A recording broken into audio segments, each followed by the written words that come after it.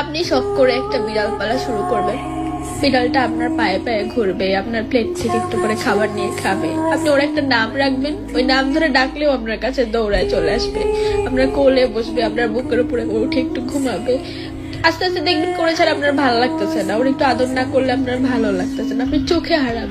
এভাবে ওর সাথে একটা বন্ধুত্বের সম্পর্ক গড়ে উঠবে, একটা আত্মিক সম্পর্ক, গভীর ভালোবাসার সম্পর্ক। আর কয়েকদিন পর দেখা যাবে কেউ হঠাৎ করে আপনাকে ছেড়ে দুনিয়া ছেড়ে চলে গেছে। মানুষ বলবে কি হয়েছে, একটা বিড়ালই তো গেছে, কিন্তু